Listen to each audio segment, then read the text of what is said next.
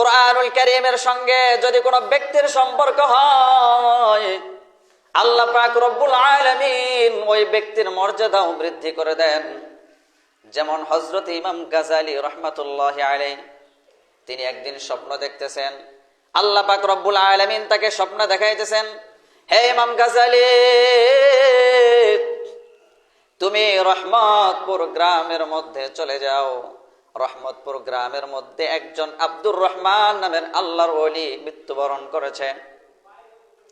আব্দুর রহমান নামের একজন আল্লাহর ওলি মৃত্যুবরণ করেছে। কিন্তু রহমতপুর গ্রামের মধ্যে এমন কোন হুজুর নাই, এমন কোন আলেম নাই যে আলেমটা আব্দুর রহমানের কাফন দাফনের ব্যবস্থা করবে। হে ইমাম গাযালী, তুমি রহমতপুর গ্রামে গিয়ে আব্দুর রহমান নামক আল্লাহর ওলির জানাজার ব্যবস্থা করো।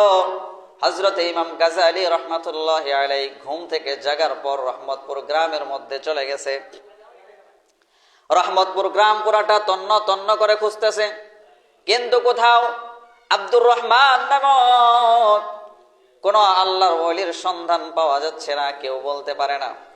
এক পর্যায়ে একজন ব্যক্তি বললেন, রহমতপুর গ্রামের একেবারে শেষ মাথায় ওই জঙ্গলের কিনারার মধ্যে একজন কাঠুরিয়া মারা গেছে শুনেছি। গত রাত্রে একজন কাঠুরিয়া মারা গেছে। তার নাম কি? বলে তার নাম হলো আব্দুর রহমান। ইমাম গাযালী রাহমাতুল্লাহি আলাইহি বলেন, আমি তো আব্দুর রহমান নামক ব্যক্তিটাকে খুঁজতেছি। ইমাম গাযালী রাহমাতুল্লাহি আলাইহি হাঁটতে হাঁটতে হাঁটতে হাঁটতে রহমতপুর গ্রামের একেবারে শেষ মাথায় চলে গেছে। গিয়া দেখেন একটা লাশ। লাশের পাশে স্বজনরা কান্নাকাটি করতেছে। এমনকি আব্দুর রহমানের দুইটা ছেলেও সেখানে কান্নাকাটি করতেছে। ইমাম গাযালী রাহমাতুল্লাহি আলাইহি বলেন, হে আব্দুর রহমানের ছেলেরা, তোমরা কেন এভাবে কান্নাকাটি করতেছ?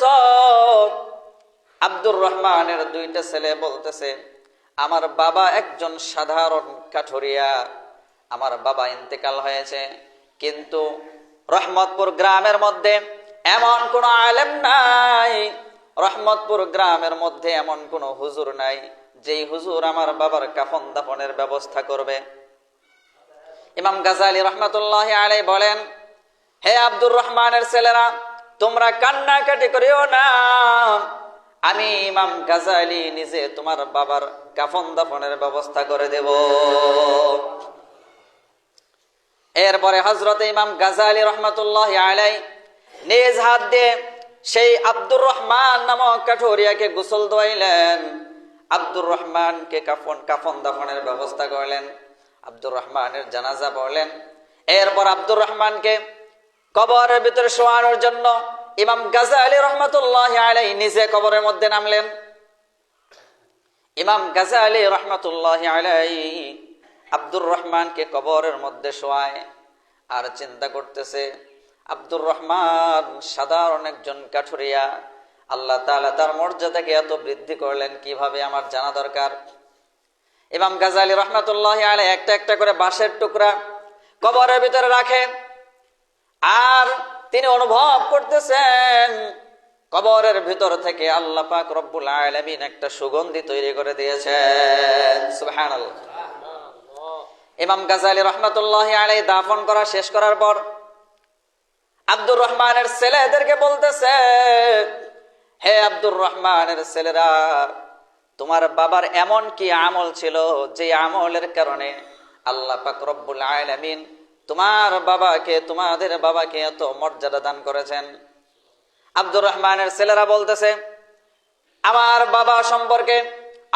বাবা সম্পর্কে তো আমাদের ধারণা নাই, এমন কি আমল করতো যার কারণে আমাদের বাবাকে আল্লাহর ওলি বলা যেতে পারে, আমাদের জানা নাই।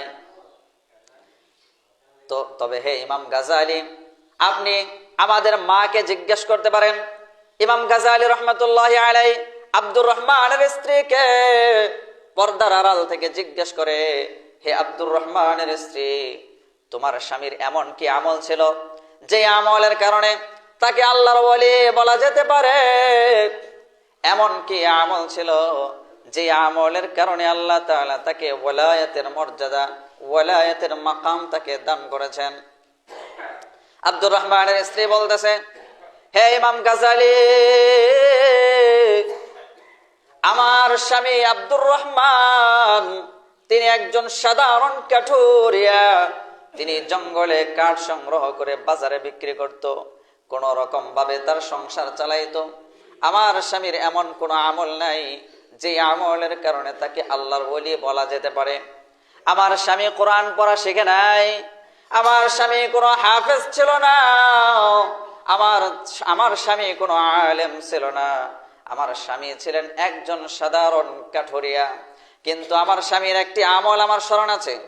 আমার স্বামী কোরআনকে বড় মহব্বত করত, কোরআনকে অনেক ভালোবাসতো।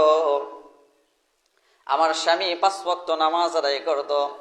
নামাজ শেষ করে, ফজরের সালাত শেষ করে ঘরের ভিতরে আসতো। ঘরের ভিতরে ওই যে তাকিয়ার উপর একটা কোরআন, একটা মাসহাফ রাখা আছে। আমার স্বামী কোরআন পড়া জানতো না, কিন্তু ওই তাকের উপর থেকে কোরআনটাকে বড় মহব্বত করে বুকে নিত, কোরআনটাকে জড়াইয়া ধরতো, কোরআনটাকে চুমু খাইত, কোরআনটাকে জড়াইয়া ধরে কান্নাকাটি করত, কোরআনটাকে চোখের সামনে খুলে রেখে হাউমাউ করে ছোট বাচ্চাদের মতো ফেল ফেল করে কান্নাকাটি করত। আমার স্বামী কোরআন পড়া জানতো না, কিন্তু কোরআনের প্রত্যেকটা আয়াতকে, প্রত্যেকটা লাইনকে আঙ্গুল দিয়ে বুলাইতো, আঙ্গুল দিয়ে বড় আদর করত। আর চোখের পানিতে কোরআনুল কারীমটা ভিজে যেত।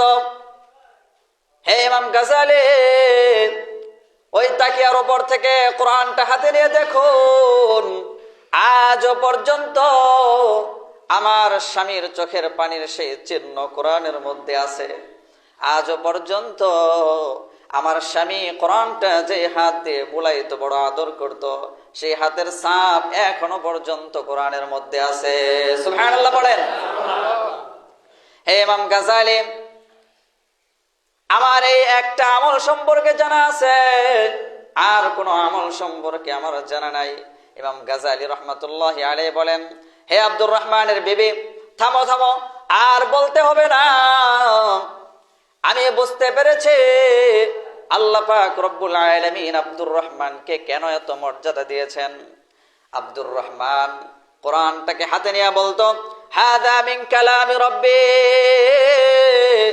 হাযা মিন কালামি রাব্বি। কোরআন এটা এমন একটা কোরআন, এটা দুনিয়ার কোন মানুষের তৈরি করা কোন কিতাব নয়। দুনিয়ার কোন মানুষ এই কিতাবটা তৈরি করে নাই। হাযা মিন কালামি রাব্বি, এটা একমাত্র আমার আল্লাহ পাক রব্বুল আলামিনের তৈরি করা কিতাব। আল্লাহ তাআলা কোরআনুল কারীমের শুরুতেই বলে দিলেন, যালিকাল কিতাবু লা রাইবা ফীহ। ও মুসলমান, দুনিয়াতে মানুষ কিতাব তৈরি করে, কিতাব বানায়, বই লেখে, কিন্তু বইয়ের শুরুতেই লিখে দেয় বইয়ের মধ্যে অনেক ভুল থাকতে পারে। ভুলগুলো আমাদেরকে ধরায় দিবেন, ভুলগুলো আমাদেরকে জানাবেন। কিন্তু আল্লাহ তাআলা কোরআনটাকে নাজিল করেছেন, কোরআনুল কারীম নাজিল করেন।